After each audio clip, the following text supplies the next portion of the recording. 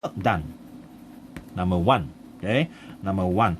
Number two, power is the rate of transform of energy. How much energy are transformed from one form to another, okay, per unit time. That one is also power. So here, our power is given by work done per unit time. This one, the power is energy transformed per unit time. Okay, but in our electrical, okay, power is a product. Okay, power in electrical circuit. Okay, electrical circuit is defined to be the product of current and voltage. Okay, so what does that mean? It means that P is equal to IV. That is a one. Okay, P is equal to IV. That is the power in electrical component. So let's say you have a resistor here, for example, this one. This resistor have a current I passing through and a voltage V. So you want to know how much energy is being, how much power is lost by this resistor. Then you use this formula. You multiply the I with a V, then you get the power of the resistor. In this case, the power means the power loss as heat most of the time. Resistor normally lost everything, lost electrical energy as heat, nothing else. Okay. All right. So that is the power. So now we look at the way power is lost for resistor. Okay, for resistor. Just for example, how do we use it? So that is page number 4. Now let's assume. Okay, let's assume that we have a battery, DC power supply again. Okay, DC power supply. And then we have a ammeter A. And then we have 2 resistor. And resistor number 1, resistor number 2, R1, R2, this is E. And both of them are connected to a voltmeter. Okay, separately. This is V1 and this is V2. Okay, and since R1, R2 are in series, so that means they have the same current because they're in series. So now when we switch on the circuit or when we connect them to a battery, this resistor 1 is going to lose energy, okay, with power P1. This one is going to lose energy with power P2. Okay, so now how do we calculate the power? As we know, we already have the formula there. Okay, so your P1 is equal to IV1 and your P2 is equal to IV2. Simple, right? But we can also use a value of R squared. Let's, for example, you don't have a voltmeter, but you already know the value of R1 and R2 and you can measure current only, no voltmeter. So you can change the equation. P1 is equal to V1. Your V1 is now, according to Ohm's law, is IR1. So you have I squared R1. This is also the formula that you can use. So the P2, same thing. There will be IR2. So finally you get P2 equal to I squared R2. So you see, they actually have the same value. It just depends on what you are given. Okay, what you are given. So the first one, of course, this one. Second one is that. But we can also use the next one. Let's assume you don't have an ammeter, but you only have the value of resistance R1, R2, and you have both voltmeter. So we can change the equation a little bit. P1 is equal to I. What is I? I is equal to V over R. V1 over R multiplied by V1. So now your P1 is V1 squared over R. Same thing happened to this. This is V2 over R. Sorry, this is R1. This is now R2. Okay, and then multiply by V2, right? Here V2. So now your P2 is equal to V2 squared over R2. Both the extended equation will give you the same answer. You use which one depends on what information you are given. Okay, so that is a different thing. Okay, what you are given. All right. So that is how we calculate power in electrical circuit. Now we look at the unit for power. The unit for power from our first equation just now, this one, P equal to IV, is actually equal to volt ampere. And volt ampere is actually equal to watt. Okay, so watt is the power of electrical equipment. Okay, but at home normally we use kilowatt. Okay, because kilowatt is the way which is more commercialized by this electrical company to calculate how much usage, okay, how much electrical energy you use for every month. Okay, all right. So that is the power. Okay, the power of electrical product. Okay, electrical equipment or resistor. Now next one. Okay, our next one is EMF and terminal voltage. Okay, EMF and terminal voltage, the difference between them. Okay, first we want to look at the meaning of EMF. Okay, the electromotive force. Okay, well, don't get confused with the word force. This is EMF. So we have EMF. Now, electromotive force is not actually a force. It's simply a potential difference. Okay, but this potential difference is across the terminal of the battery. We look at this one first. We look at this one. So let's assume, okay, you have a cell. Then you have a cell with a EMFE. Okay, we call EMFE now. And then across the cell, you have a few components here. Let's say 3 components. You have 3 resistors. This is R1, R2, R3, and the current is I. And this is the points given. Okay, this is a point. So I call X. This one is W, X, Y, Z, and each of them has a voltmeter connected. Okay, so this is V1, V2, and this is V3. All right, so we assume we have a circuit that looks like this. Okay, and it is already running. Okay, the current is already passing through all the resistors R1, R2, and R3. Right? Now, when we talk about EMF, okay, when we talk about EMF, we call EMF, okay, of a cell. So this is a cell. EMF of a cell is defined to be the total work done needed to move a coulomb of charge, mostly refer to positive charge, but we know that electron is actually the one that move around in the circuit.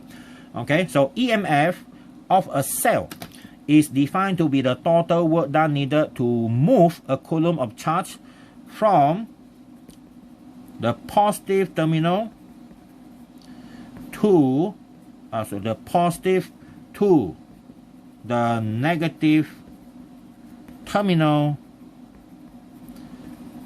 of the cell.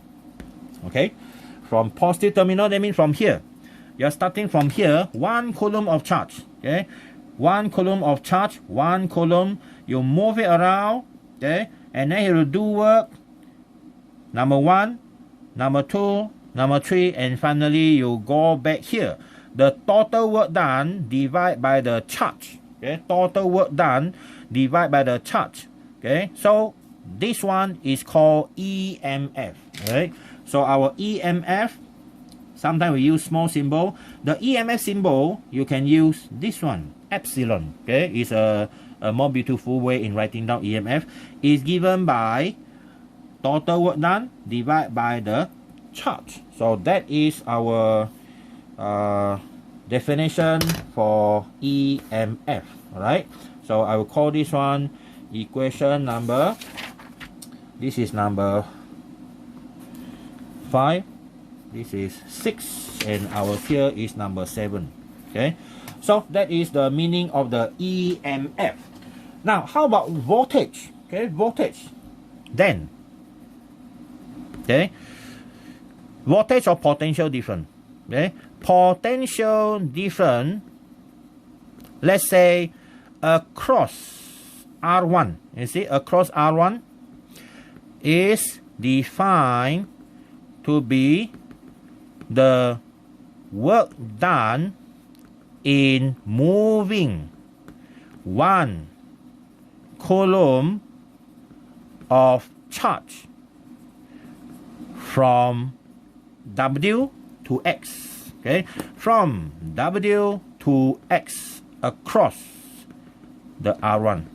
Alright, so that means the potential difference across R1, I will call V1, is equal to the work done when you move 1 coulomb of charge, okay, from W to X. Okay, that is the meaning. So that means consequently your V2 is the work done from X to Y divided by charge.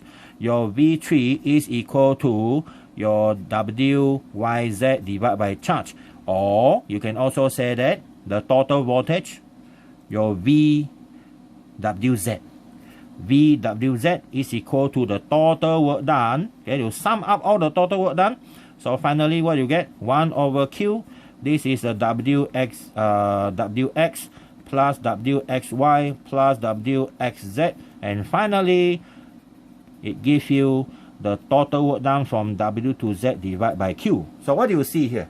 You see this formula, this formula, this formula, and this formula, they are actually the same like this, right? Except the value of your work done. The value of your work done. This one is only between W and Z. This one is between Y and Z. This one is X and Y. This one is W and X. And this one is across the terminal. Okay, across the terminal. They are actually the same. So our voltage, okay, generally, voltage or potential difference, later on we're going to use voltage. Okay, voltage, the same thing. Potential difference or voltage is given by B equal to work done from one point to the next divided by the charge that is moving. Now, of course, our voltage is always smaller than EMF. Okay, but the voltage at anywhere in a circuit is always smaller than the EMF of the cell, and that is a fact. Okay, you cannot have voltage at any 2 points the same as a EMF unless the circuit got nothing. All right, so that is our difference between EMF and voltage. But now we want to study one more about something called terminal voltage. What is actually terminal voltage? Okay, now when it comes to terminal voltage, then we have something that is like we like to call it internal resistance. Okay, what is internal resistance? Internal resistance is the property of a cell to resist the flow of current. The battery itself, you see or not? Battery is the one that supplies the current to the circuit, but inside the battery you have chemical reaction. These chemical reactions are based on movement of ions here and there. So when electrons try to pass through them, they are facing difficulty when they collide with those ions, and it slows down the electron and sometimes block some of the electron, and that one reduce the current, and that one is called internal resistance. All right, so we go to page 5. We look at internal resistance. Okay, internal resistance, and after internal resistance, then we look at the meaning of terminal voltage. All right,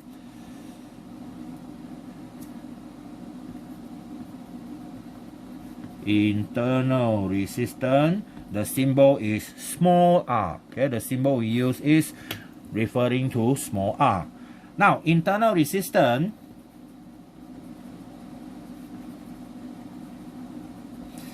R is the property of a cell, okay, that resists the flow of current, okay, from within. From inside, okay, from inside. Well, is there any other way to stop that from happening? No way, okay. Any chemical reaction that produce electricity will have internal resistance. The only things that is different is whether they are big internal resistance or small internal resistance.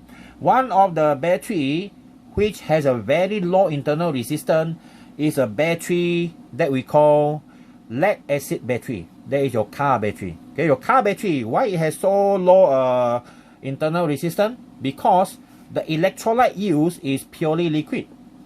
Dry cell is not totally dry, but they have something like a toothpaste type of a chemical inside, jelly type, and that one is not purely, it's just semi-liquid, okay, semi-liquid or semi-solid. So they are soft, charge can move around, they can conduct electricity, but because the movement of the ion are actually quite restricted, so that one is the one that increase the value of internal resistance. Okay, now a battery with internal resistance, okay, have a symbol like this. Symbol of battery with internal resistance. Okay, internal resistance is given like this. A battery with internal resistance. Okay, and this is EMF, and this one is the internal resistance R. And you see, we normally put a box like this outside to represent this resistor belong to the battery. And of course, that is only theoretical. You cannot find a resistor like this in a battery. It's impossible. Those resistors are non-physical resistance like what we have like this. Okay, it's not like this. So they are actually quite different. Okay, so they are the restriction against the flow of current because of the ion inside. All right. Now, why is this one important to understand the terminal voltage? Well, we come to the next one, terminal voltage. Okay, terminal voltage we normally use V. Okay, some books use VT. Okay, but we just leave it as V. Now to do that, we need to have a circuit with battery. Okay, with a cell that has internal resistance small r. Okay, and this is a switch S, and then you have a okay, then you have this external resistor. Okay, external resistor. All right. This external resistor is big R, and now we are going to connect a resistor, a voltmeter across the terminal of the voltage. Okay, the terminal of the voltage. All right. Now there are two scenarios that can happen in this case. Initially, the switch is open. Okay, condition 1. Okay, condition number 1. Switch S is open. Okay, is open, meaning that current I, okay, current I is equal to 0. See or not? Because the switch is open, the battery, the current cannot have a complete circuit to flow. So that one is current 0. So when current is 0, that means no current flowing through the big R, also no current flowing through the small r. So what is your voltmeter reading give you? Your voltmeter give you reading EMF. Okay, your voltmeter reading is EMF. All right. So next one, condition 2. Okay, your condition 2 is this: switch now S is closed. When a switch is closed, your current is not 0 anymore. That means current is going to pass through R and also small r. So now we're going to draw a complete circuit without the switch now, because the switch already been closed. Okay.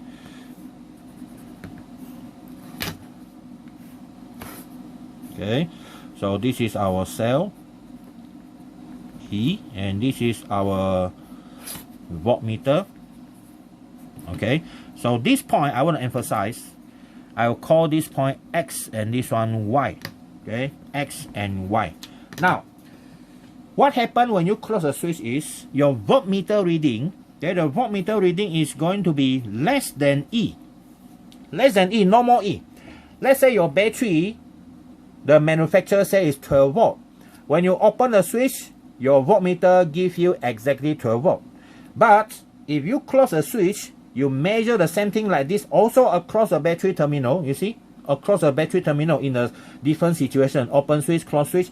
Now this one become less. How come? Okay, the reason is very simple. The reason is because of this criminal here, this guy. Okay, lost of energy from inside the battery itself. So this one is something like civil war inside there. This one is the external enemy. This is a civil war. Now, the next thing that it's going to do is I'm going to move this voltmeter down here. See or not? I move this voltmeter down here. These 2 points will be moved near to R. Because your R, you see or not, is actually connected to X. So now our next diagram is moving, okay, that thing down. Okay, downwards.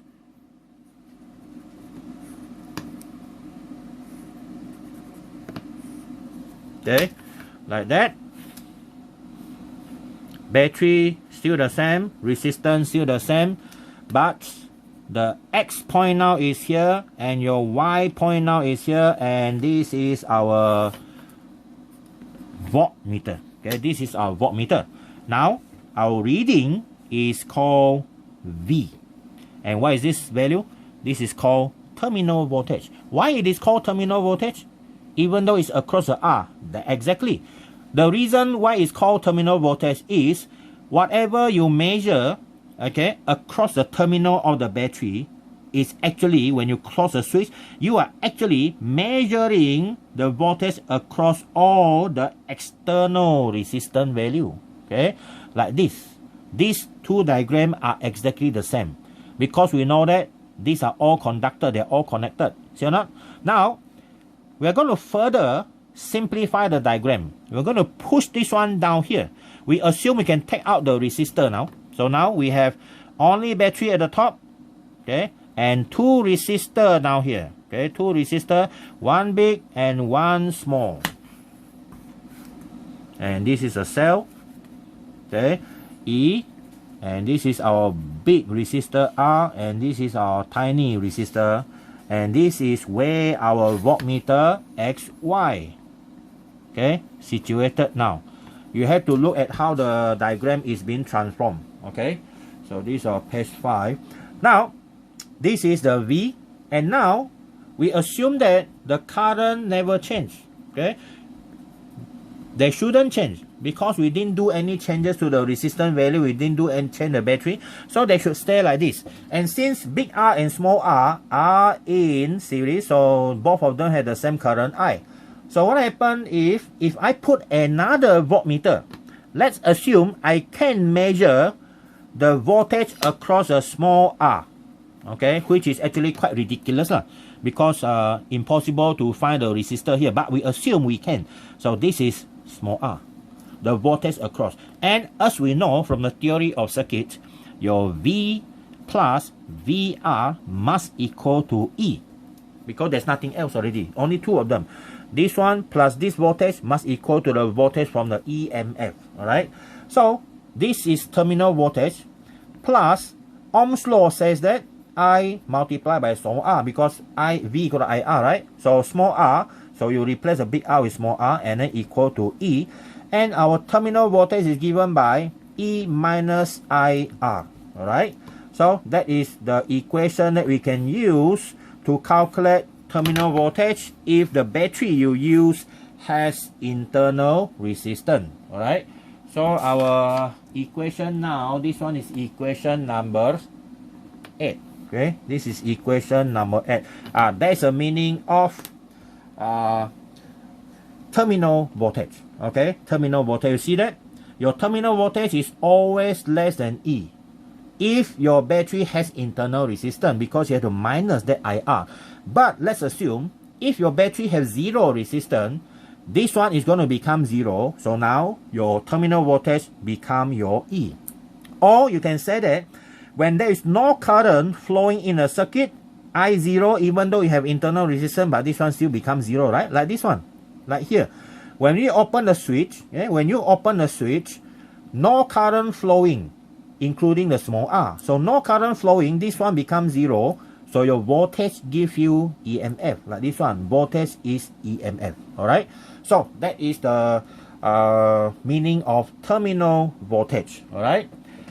Okay, so we have just finished 9 subtopic for chapter number 9. This is one of the longest topic here, okay? And then the next one is the calculating current in single loop circuits. Mostly it is example. This one will be example, all right?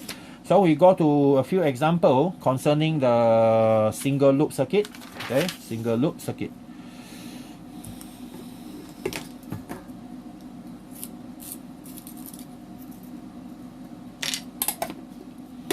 Okay, look at single loop circuit.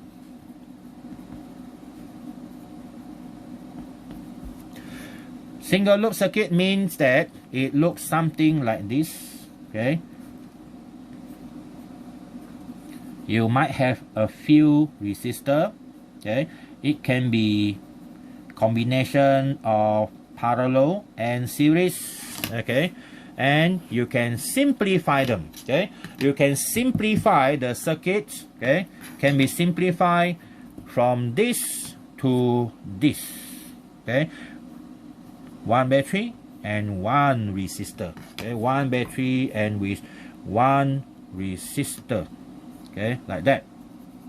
But of course, when you simplify, if they are under the same battery E, so when you replace all these R1, R2 and R3 with the R equivalent, your current must be the same. That is called simplification. So something like this is called single loop. Okay, single loop. Example of non-single loop, we call the multiple loop. Okay, multiple loop. Multiple loop is like this. Okay, multiple loop circuits. Okay, example of multiple loop circuit looks like this, which you cannot simplify them. Okay, you cannot simplify them. So you have this one, cell here, and then another one also, this one, and this one is another cell. Okay, and here.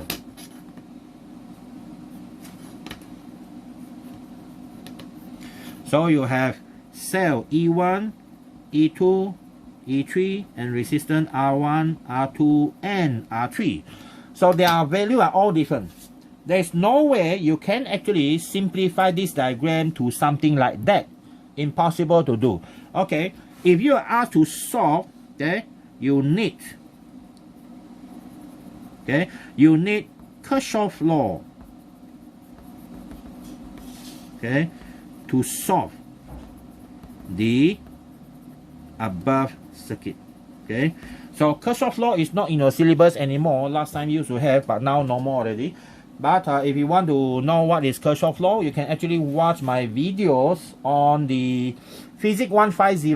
Okay, Physics 150, you can watch the one. For those that subscribe, you can actually look at my video on Kirchhoff's law, and then you thanks God for how easy is your simple circuit. All right.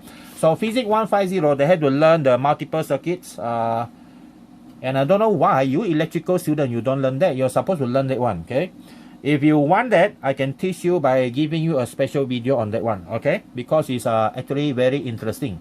Interesting means difficult lah. Okay. Now, we look at example of single loop. Okay. Example number 1. Okay. Example number 1. So now example number 1, I give you a battery or a cell with no, okay, with no internal resistance. Okay, with no internal resistance. So this one is going to be easy. So I call this one cell E, have EMF of 6.0 volt, and my resistance R1 is 10 ohms, and resistance R2 is like 15 ohms. Okay, R1, R2, and then this is current I. Now, question is find A, the current in the circuit, I. Okay, and then number B is find the voltage across R1 and R2. That means V1 and V2 lah. So that's it. That is the example number 1. Okay, now how do we solve this one? Well, very easy. First, we need to find the current. Okay, how to find the current? Well, we simplify the circuit. Okay, we simplify the circuit and we only have one equivalent resistor. Okay, one equivalent resistor, and it's called R equivalent with the same battery, no changes. Now, how to combine when you have two resistors in series? When you have two resistors in series, this is R1 plus R2. So in this case, it's 10 plus 15. So you have 25 ohms. Your R equivalent is 25 ohms. Alright? So that is your first step. You combine the resistor and now calculate the current using Ohm's law. Okay, using Ohm's law states that V equal to IR. Now, what is the voltage across R equivalent? 6.0. And current is what you need, and this one is 25. So from calculator, 6 divided by 25, you get I equal to 0.24 ampere. That is the first one, our first answer, right? 0.24 ampere. Next one is B. Okay, B. You want to find the voltage across this one. So you assume you have voltage, voltmeter attached like that. That is V1, this is V2. So your V1 is equal to IR1. Luckily, you already found your current. You have to make sure that this one correct. Is 0.24 multiplied by R1, which is 10. So you have 2.4 volt. That one is V1. Okay. And then for the V2, same thing except R2. 0.24 multiplied by 15.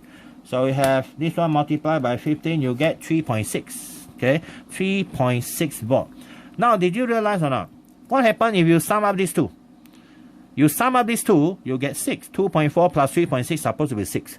So instead of using this one, you can actually use like this. Or V2 is equal to E minus V1, which is 6 minus 2.4. You also get 3.6 volt. Same thing. It depends on how you want to solve it. Okay. So electrical circuit, you have so many ways in solving the question. Alright, so that's it. That is our first part of chapter 9. We will look at AC in another videos. Okay, the second part of this chapter number 9. Okay.